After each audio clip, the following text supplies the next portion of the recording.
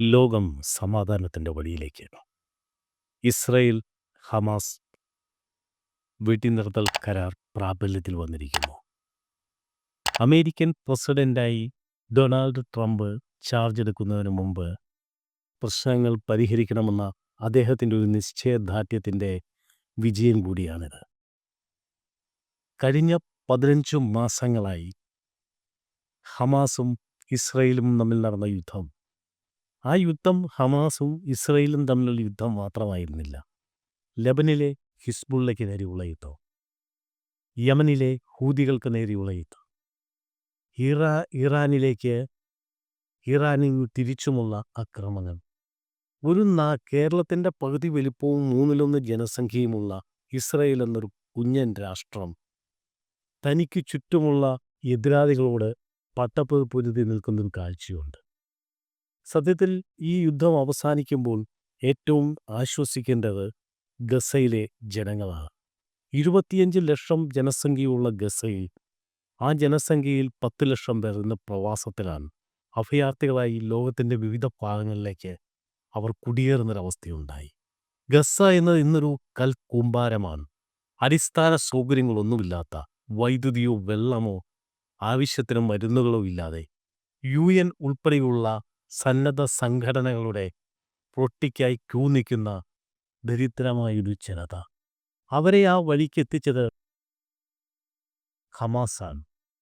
Hamas കാണിച്ച 2023 October മാസം 7-ാം തീയതി ഇസ്രയേലിൽ പാരച്യൂട്ടുകളിൽ പറന്നിറങ്ങി 2000-ലേറെ മനുഷ്യരുടെ ജീവിതം, കുട്ടികളും സ്ത്രീകളും ഉൾപ്പെടെയുള്ളവരെ കൊന്നൊടുക്കിയ, കണ്ണിൽ കണ്ടവരെയെല്ലാം കൊന്നൊടുക്കിയ ഹമാസിൻ്റെ ഒരു ക്രൂരത.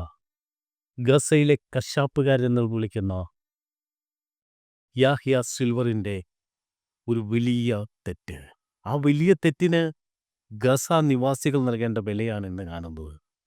അന്ന് പിടിച്ചുകൊണ്ടുപോയി 250 ആളുകളെ ഇന്നേ ദിവസം 3 പേരെ ആദ്യവും 3 ഘട്ടങ്ങളിലായി ബന്ദികളുടെ മോചനവും ഇസ്രായേൽ സേനയുടെ ജനവാസ മേഖലയിൽ നിന്നുള്ള പിന്മാറ്റവുമാണ് ചർച്ച ചെയ്യപ്പെടുന്നത്. സത്യത്തിൽ ലോകത്ത് എവിടെ ഒരു യുദ്ധം നടന്നാലും അത് ലോകത്തിൻ്റെ സാമ്പത്തിക ക്രമത്തെ ബാധിക്കും. ട്രംപ് പുതിയൊരു അമേരിക്ക, ശക്തമായൊരു അമേരിക്ക സ്വപ്നം കണ്ടുകൊണ്ട് അധികാരത്തിൽ വരുമ്പോൾ ട്രംപിൻ്റെ താൽപ്പര്യങ്ങൾക്ക് പശ്ചിമേഷ്യയിലെ പ്രശ്നങ്ങൾ പരിഹരിക്കേണ്ടതൊരാവശ്യമാണ്. എന്നും അമേരിക്കയുമായി വളരെ അടുപ്പ് നിൽക്കുന്ന, ഒരുപക്ഷെ പാലസ്തീൻ ഉണ്ടാകുന്നത് പോലും ഓസ്ലോ ഉടമ്പടിയെ തുടർന്ന് 1993 നമ്മളൊക്കെ ഒരുപാട് ബഹുമാനിക്കുന്ന യാസർ അരാഫത്തും ഇസഹാക്ക് റാബിയും ബിൽ ക്ലിൻ്റൻ്റെ സാന്നിധ്യത്തിൽ കൈകൊടുക്കുമ്പോൾ അവിടെ പ്രഥമ വ്യവസ്ഥ എന്തെന്നാൽ ഇസ്രായേൽ എന്ന രാജ്യത്തെ പാലസ്തീൻ അംഗീകരിക്കണമെന്നാണ്. പക്ഷേ യാസർ അരാഫത്തിൻ്റെ മരണശേഷം ഒരു പ്രായോഗിക മൃദുവാദ സമീപനത്തിൽ നിന്ന് തീവ്ര രാഷ്ട്രീയത്തിലേക്ക് പാലസ്തീൻ വഴുതിപ്പോവുകയാണ് ഇത്. ഗാസ എന്നത് ഗസ തീവ്രവാദികളുടെ നഴ്സറിയായി മാറുന്ന കാഴ്ചയുണ്ടായി. സത്യത്തിൽ എന്നാൽ പാലസ്തീൻ്റെ ഭാഗമായ വെസ്റ്റ് ബാങ്കിലോ റാമല്ലയിലോ ഇത്രയും വലിയ പ്രശ്നങ്ങൾ ഉണ്ടാകുമ്പോഴും ജനങ്ങൾ സ്വൈരി ജീവിതം നയിക്കുകയാണ്. ഇസ്രായേലിൻ്റെ ഒരു ചരിത്രമുണ്ട്. ബാൽഫോർ ഉടമ്പടി ബ്രിട്ടീഷുകാരാണ്, ആരും ദാനം കൊടുത്തൊന്നുമല്ല. ബാൽഫോർ ഉടമ്പടിയെ തുടർന്ന് 1 ലക്ഷത്തോളം 2ാം ലോക മഹായുദ്ധത്തിന് ശേഷം അവരുടെ വാഗ്ദത്ത ദേശത്തേക്ക് തിരിച്ചു വരികയും ഡേവിഡ് ബെൻഗുരിയൻ എന്ന ഇസ്രയേലിൻ്റെ ആദ്യത്തെ പ്രധാനമന്ത്രി 1948 മെയ് മാസത്തിൽ അധികാരമേറ്റ് കസേരയിൽ ഇരിക്കുന്നതിന് മുമ്പ് അദ്ദേഹം നേരിടേണ്ടി വന്നത് അറബ് ലീഗിൻ്റെ അക്രമത്തെയാണ്. അന്ന് അക്രമത്തെ അതിജീവിക്കാൻ ഇസ്രായേൽ എന്ന പിറന്നു വീണ രാജ്യത്തിന് കഴിഞ്ഞില്ലായിരുന്നുവെങ്കിൽ ഇന്ന് ഭൂപടത്തിൽ ഇസ്രായേൽ ഉണ്ടാകുമായിരുന്നില്ല. 1969 Iraq, Saudi Arabia, Lebanon, Jordan, Syria തുടങ്ങിയ വലിയൊരു സൈന്യമാണ് ഇസ്രായേലിനെ ആക്രമിച്ചത്. അന്ന് ഇസ്രായേലിൻ്റെ പ്രധാനമന്ത്രി 76 വയസ്സുള്ള ഗോൾഡ മേയറായിരുന്നു.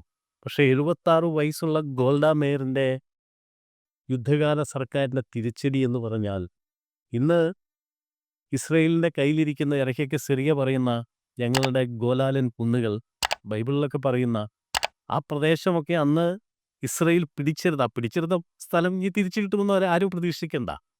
അപ്പോൾ ആ യുദ്ധത്തിൽ സംയുക്ത സൈന്യത്തെ പരാജയപ്പെടുത്തുമ്പോൾ ഗോൾഡ മേയർക്കൊപ്പം ഉണ്ടായിരുന്നത് ഇസഹാക്ക് റാബിയും ഷിമോൻ പെരസുമൊക്കെയാണ്. അവരൊക്കെ ഇസ്രയേലിൻ്റെ പിന്നീട് പ്രധാനമന്ത്രിമാരെയും അധികാര സ്ഥാനങ്ങളിലൊക്കെ എത്തിയ ആളുകളാണ്. ഇസ്രയേൽ എന്ന രാജ്യം എന്നും പോരാട്ടങ്ങളിലൂടെ വന്നത്. ഇപ്പോൾ ഈ 2023 ഒക്ടോബർ 7 യുദ്ധത്തിന് ഉത്തരവ് നൽകുമ്പോൾ ബെഞ്ചമിൻ നെതന്യാഹു എന്ന ഇസ്രയേലിൻ്റെ പ്രധാനമന്ത്രിയുടെ മനസ്സിൽ സ്വന്തം സഹോദരൻ ലഫ്റ്റനന്റ് കേണൽ ജോനാഥൻ നെതന്യാഹുവിൻ്റെ മുഖമായിരിക്കും. 1976 ജൂലൈ മാസം 27 എയർ ഫ്രാൻസിൻ്റെ വിമാനം പാലസ്തീൻ തീവ്രവാദികൾ തട്ടിക്കൊണ്ടുപോയി അമീനിൻ്റെ ഉഗാണ്ടയിൽ അഭയം പ്രാപിച്ചു. ആ വിമാനത്തിലുണ്ടായിരുന്ന 105 യാത്രികരെ രക്ഷിക്കുന്നതിനുള്ള ഓപ്പറേഷൻ എൻഡബി എന്ന കമാൻഡോ ഓപ്പറേഷൻ നേതൃത്വം നൽകുന്നതിനിടയിൽ വീരചരമം പ്രാപിച്ച ലഫ്റ്റനന്റ് കേണൽ ജോനാഥൻ നെതന്യാഹു. അപ്പോൾ ജോനാഥൻ നെതന്യാഹുവിൻ്റെ സഹോദരൻ ബെഞ്ചമിൻ നെതന്യാഹു പാലസ്തീനിലെ തീവ്രവാദ സംഘടനയായ ഹമാസിനെതിരെ ഒരു യുദ്ധം പ്രഖ്യാപിക്കുമ്പോൾ ആ യുദ്ധത്തിൻ്റെ കാഠിന്യം എത്രയെന്ന് ഇസ്മായിൽ ഹനി എന്ന ഖത്തറിൽ അഭയം പ്രാപിച്ച് ഹമാസിനെ നിയന്ത്രിച്ചിരുന്ന ഇസ്മായിൽ ഹനിയയ്ക്ക് അറിയില്ലായിരുന്നു. ഇസ്മായിൽ ഹനിയെ കൊല്ലപ്പെട്ടത് ഇറാനിലെ സൈനിക ഗസ്റ്റ് ഹൗസിൽ വച്ചാണ്. ഭൂമിയിൽ ഒരു തരത്തും തീവ്രവാദികൾ സുരക്ഷിതരല്ല എന്ന് ഇസ്രയേൽ ഓർമ്മപ്പെടുത്തുകയായിരുന്നു. ഗസയിലെ തുരങ്കങ്ങളിലൂടെ യാത്ര ചെയ്ത് തീവ്രവാദത്തെ നിയന്ത്രിച്ചുകൊണ്ടിരുന്ന യാഹ്യ സിൽവർ ഇസ്രയേലിൻ്റെ ഡ്രോണിന് മുകളിൽ ഭയന്ന് വിറച്ചു നിൽക്കുന്നൊരു പടമുണ്ട്. ഈ പ്രശ്നങ്ങളുടെയൊക്കെ കാരണക്കാരനായി യാഹ്യ സിൽവറെ പട്ടമാക്കിയതും ഇസ്രയേലാണ്, മൊസാദാണ്, ഇസ്രയേൽ സൈന്യമാണ്.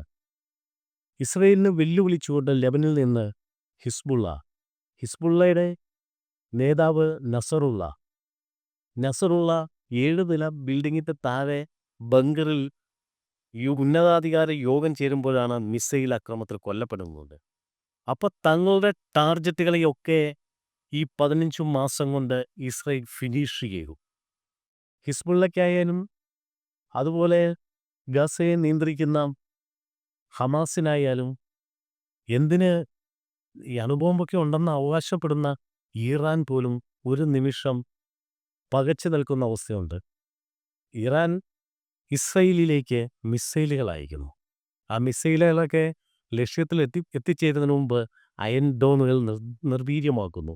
ഒരു വലിയ ശക്തി തന്നെയാണ് ലോകത്തെ ആൽബർട്ട് ഐൻസ്റ്റൈൻ ഉൾപ്പെടെയുള്ള ലോകത്തെ ഒരുപാട് ജീനിയസുകൾക്ക് ജന്മം നൽകിയ യഹൂദ സമൂഹം, സമ്പന്നമായൊരു യഹൂദ സമൂഹം.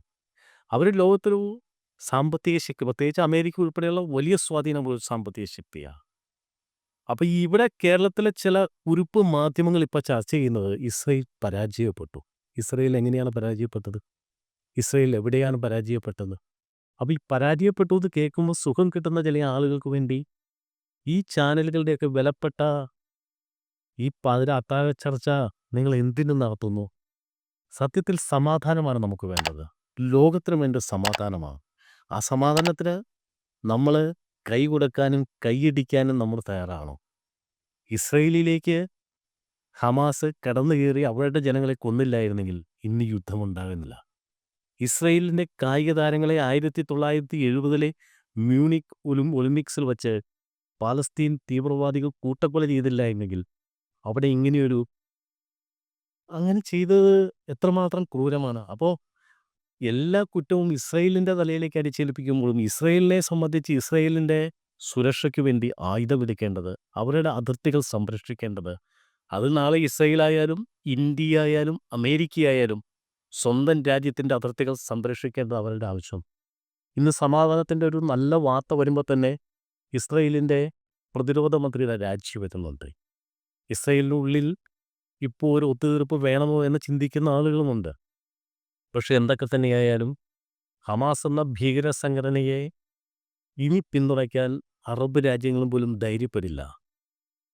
നീ ലോകത്തിനെ സംബന്ധിച്ച് തകർന്ന് തരിപ്പണമായി കിടക്കുന്ന കൽക്കൂമ്പാരമായി കിടക്കുന്ന ഗസ പുനർനിർമ്മിക്കുക എന്നൊരു വലിയ ലക്ഷ്യമുണ്ട്. അവിടുത്തെ മനുഷ്യരെ സാധാരണ ജീവിതത്തിലേക്ക് കൊണ്ടുവരിക എന്ന ലക്ഷ്യമുണ്ട്. ഗസയിലേക്ക് ജനങ്ങളിൽ വലിയൊരു ശതമാനം ആളുകളും പാവങ്ങളായിരിക്കാം. അവർക്ക് തീവ്രവാദികളുടെ തോക്കിൻ്റെ മുന്നിൽ അവർ ശരിക്കും ഒരു മനുഷ്യ കവചമായി നിൽക്കുന്ന പാവം ജനതയാണ്. അവർക്ക് വേണ്ടി നമുക്ക് പ്രാർത്ഥിക്കാം. സമാധാനത്തിന് വേണ്ടി പ്രാർത്ഥിക്കാം.